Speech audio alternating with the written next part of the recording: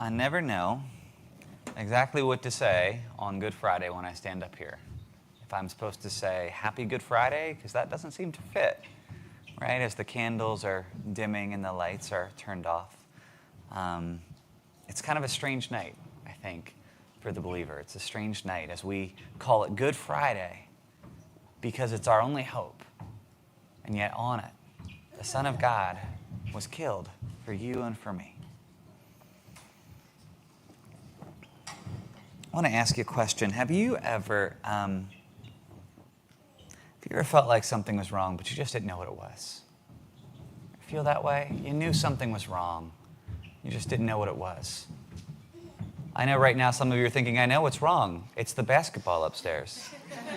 You might be right, but nevertheless. It's a weird feeling, isn't it? You know something's not quite right. You just can't kind of put your finger on it. When I met my wife, not when we got married, when I met Kate, 15 or 16 or 17 years ago, I don't really know how long it was ago anymore. She was a swimmer for Penn State, the Penn State swim team. She's an amazing swimmer. I love to tell the story how sometimes I still try to race her in a pool because I think in a short enough distance, if I don't have to breathe, I can beat her. And so we will race, and I'll do really well. And then I will have to breathe because I'll start drowning, and I look up and she's at the end. And it is a very sad thing for me. She's a great swimmer. But when we met, she was rehabbing from a swim injury. And the rehab didn't really take, it didn't really go, it didn't go over, she wasn't healing. And I remember as I got to know Kate would go to class, and she would be in so much pain sitting there that she wouldn't be able to sit anymore. She'd have to stand. After a while, she'd have to kneel because her hip was in so much pain from a swim injury that she just kind of couldn't make it. And she would go to class, but she'd go to class through tears, kind of sitting through it, right? And it was this thing where she knew something was wrong. It was really clear to her, but she just didn't know what it was. And the doctors didn't know what it was. They did test after test to try to figure out what is the problem. What is the problem? And they couldn't figure out what was going on with Kate. Some of them thought she was making it up because scan after scan came back with no evidence of an injury. She knew something was wrong, but what was it, right?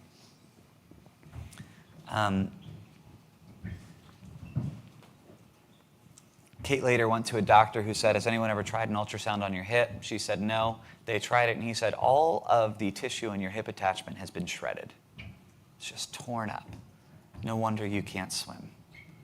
And it was that moment where, is that good news? No, that's terrible news. You don't want to find out that your hip attachment is just shredded, right?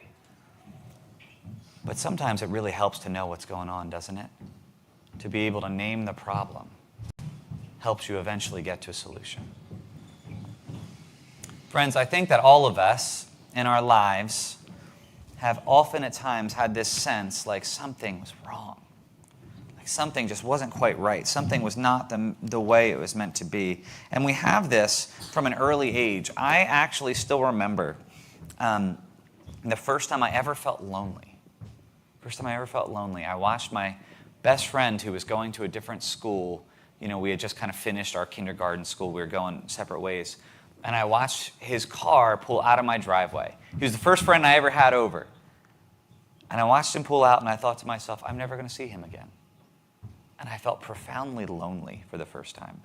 There's a lot of things I remember like that, and maybe you can share some of that with me. I remember the first time I ever felt guilt for lying to my parents.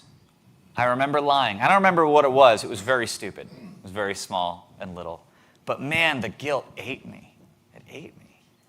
I remember the first time that I grieved losing a loved one. There's kind of no experience quite like that, the loss of a loved one. First time I grappled with depression, we have this sense that something is wrong, but we just can't put our finger on what that might be. We can't figure it out. It's something. Sometimes we feel like we're grasping at straws. I think for many of us, it's a marriage without laughter. It's parenting that always seems like a battle, a war. right? For many of us, it is that loneliness that causes us to do things behind closed doors that we hope people never find out about. And we wonder what they would think if they did. It's the job you used to love and you can't wake up for anymore. Right? It's this sense that this is not the way things were meant to be. And something is profoundly wrong. Right? Well, friends, tonight we're going to take a look at Isaiah 53, verse 5. Because in this one little verse, we find three things that are hard to take, but incredibly helpful. We find our Isaiah 53:5 diagnoses our ailment, diagnoses the problem. It identifies the doctor, and it prescribes a cure. Identifies the ailment, identifies the doctor, prescribes the cure. And that's what we see here. That's what we see here. The first thing we see is in verse 5, he was pierced for our transgressions, and he was crushed for our iniquities. Transgressions and iniquities. If you put these words together and try to fill out the picture, what you're going to find is that whatever this doctor was doing, he did for our sin. For our sin. And it's interesting, as I was kind of thinking about tonight and thinking about where we are as a people, not just as a church, but sort of as a culture, as a nation, as a world, I was thinking about how we don't like to talk about sin. Sin is the most uncomfortable thing for us to talk about in so many ways. And then I realized, actually, that's not true. We love to talk about sin. We love to talk about other people's sin, right? So I was in Home Depot in the gardening section yesterday, trying to do a vegetable garden this year. That place is my happy place. And you walk in and you think, how could anybody be upset here? Right? It's full of life. There's just life everywhere. Why would anybody be sad in the gardening section? And yet here I am in line, and I was actually really impressed with this person behind me. This person, in a span of 30 seconds, managed to slander every worker at Home Depot, her nosy neighbors, and her obnoxious family members in 30 seconds. It was amazing. I was like, wow, you are efficient with your words. She's just talking. It was impressive. She doesn't mind talking about sin. She didn't mind talking about other people's sin, right? That's what gossip is. That's what slander is. We name the sins of others instead of looking at ourselves. And I think we see this everywhere. Because if you look at any major news outlet today, what you are going to find is death, murder, robbery, arson, assault. But the flip side of that is you're going to find all the people who are responsible and why. Right? You will find pages upon pages and articles upon articles of convictions of why other people are wrong and why they are the problem with the world today. This is kind of what we do. We're okay with talking about sin. We really are. But it's sort of the real estate agent piece, right? Location, location, location. We're good with talking about sin outside of us. Talking about sin inside of us. It's a lot harder for us, isn't it?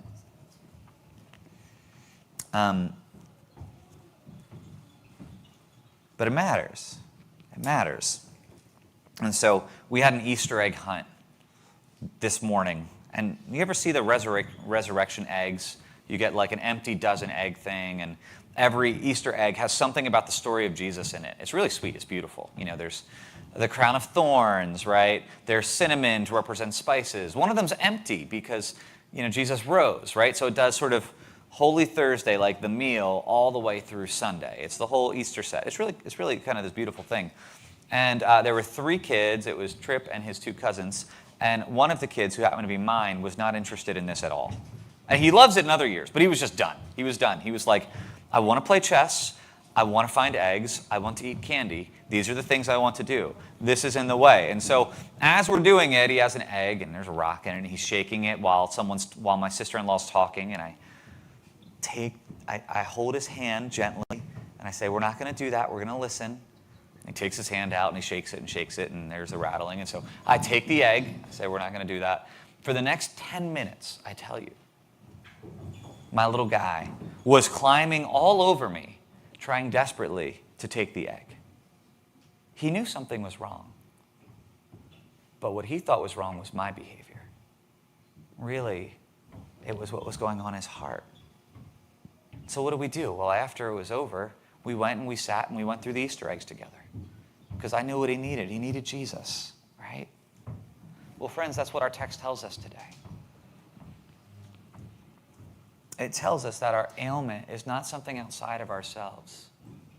But the biggest thing wrong in our world today is the sin that is in our very hearts. And that is sin that is so big that it could crush us. Right? It could destroy us. We say things we shouldn't say. We do things we shouldn't do. And it's funny because, when we're confronted with this idea that we actually deserve death and hell, we kind of recoil, right? Our backs get up. We don't like to think about deserving death. We don't like to think about deserving hell. But every day I feel myself being quick to anger and slow to hear. I feel myself wanting to defend myself, wanting to criticize others, right? Being short with my wife, easily frustrated with my son. Every day, I find myself thinking less of somebody than I ought. Every day, I see something wrong in my heart. And God says, yes, that is the problem. And apart from the right doctor and the right cure, it will kill you. It will take your life. So that's the problem. Who's the doctor, the one who can actually diagnose this well? Well, we know who it is. It's our Savior, right? And we see those two words, transgression and iniquity. And transgression is not a word we use often, nor is iniquity, right? But transgression is almost like when you cross a boundary you're not meant to cross. Like when Adam ate from the tree of the knowledge of good and evil, somebody might read that and say, all he did was eat a fruit, right? But God had set a boundary and said, thus far and no farther. Do not cross this boundary. The text says that we have crossed every boundary and that the iniquity, all that evil stuff is in our heart, but that the doctor has come for it. He didn't stay far off, and he didn't stay a judge. He didn't look at you and turn away, but he looked at you and he leaned in. He leaned in.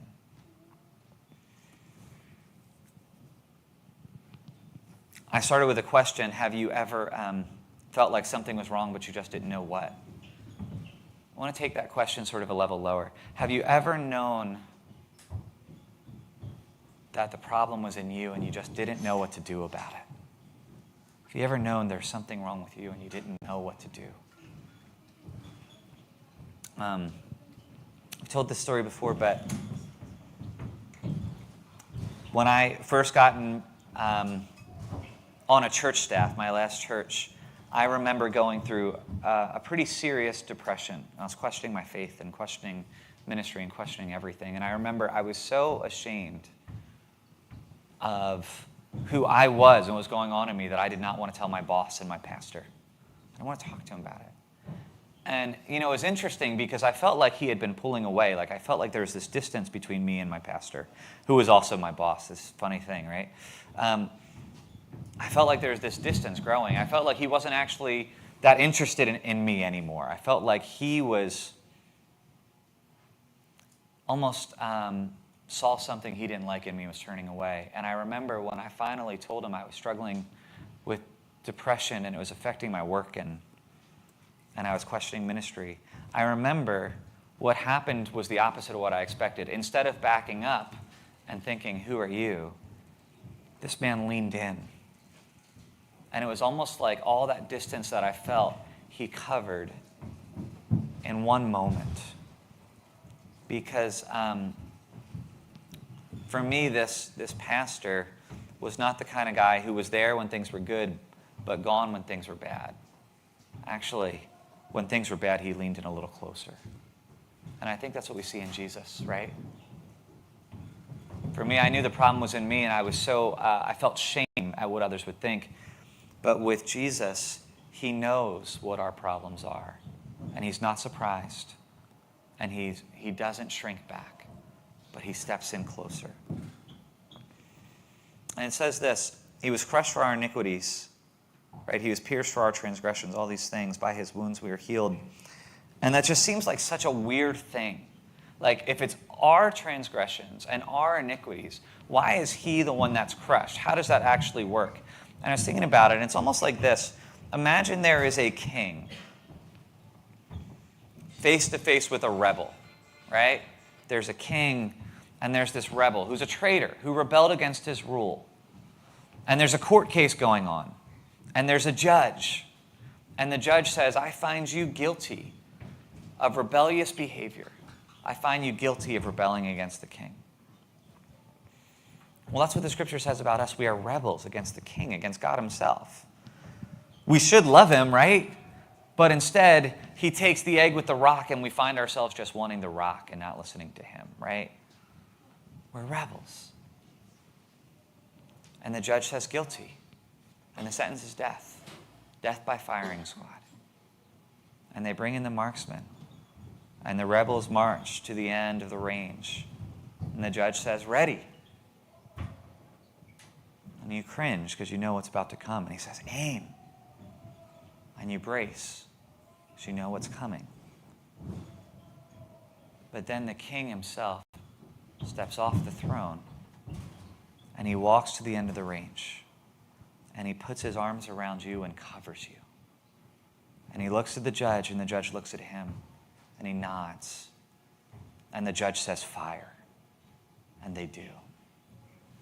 And not one shot hits you. They all hit the king. And the king, with his last breath, says, you are free. You are free. And the judge announces, justice has been served. All here may go in peace. Friends, that's what Good Friday is all about.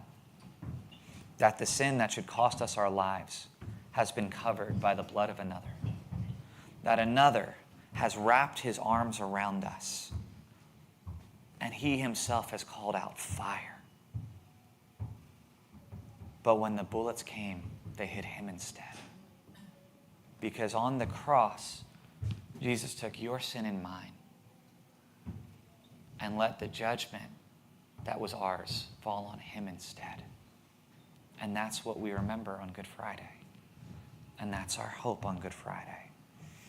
The most eerie words that we read tonight, I don't know if this strikes a chord with you, but as we're talking about Barabbas, and Pilate says, what do we do with Jesus? And the crowd says, his blood be on us and upon our children forever. That is the scariest thing for me. I hear that and I'm like, you do not know what you just prayed. But the crazy thing about it is that our only hope is that Jesus' blood is actually on us and our children forever.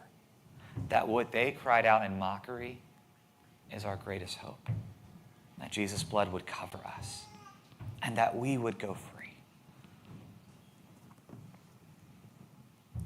And friends, how does this matter? What does this do? Let me just say, Good Friday is a grim day. It's a hard day. It is a good day.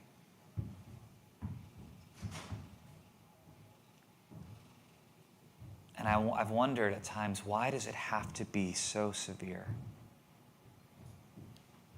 But friends, I wonder, have you ever struggled with guilt from things you have done that you could not undo? Have you ever struggled with broken relationships that you caused? Have you ever failed in a way that you knew the failure was yours and no others? Friends, the wages of sin are death, but Jesus does not leave us there. You and I do not have to live in guilt or shame or fear, because the Son of God has hanged there for us, that he might take our guilt and shame. We don't have to be crushed in this life by the things that weigh us down, because the Son of God was crushed. It was him who was pierced. The nails pierced his hands and his feet. Right? The thorns pierced his skull. The spear pierced his side. And he was the one crushed, hanging there on the cross, that we might be free. And we hear that, and sometimes we feel guilty, right? But brothers and sisters, this was his wish for you, his dying wish for you, that as he hanged there covering you, he whispers the words, "You are free. You are free." So where do we go from here? Right? On one hand, it's the greatest hope we could ever hear, that another would take our sentence and receive it himself. But the flip side, in my analogy, the king is still dead. And the traitor's at fault. And he might be free. But what kind of country is he a citizen of? One without a king. Where do we go from here? Friends, while Good Friday is beautiful and good, the story does not stop here. And if all we have is Good Friday and Easter Sunday never comes, the darkness hangs and the light never breaks through. But we know the story does not end here. We know that the tomb does not stay full. And we know that the Son of God does not stay in the grave. So tonight, we do mourn. Because on Easter, we rejoice, and we sing, and we hope, and we remember that the death which felt so permanent on Friday night was undone on Easter morning.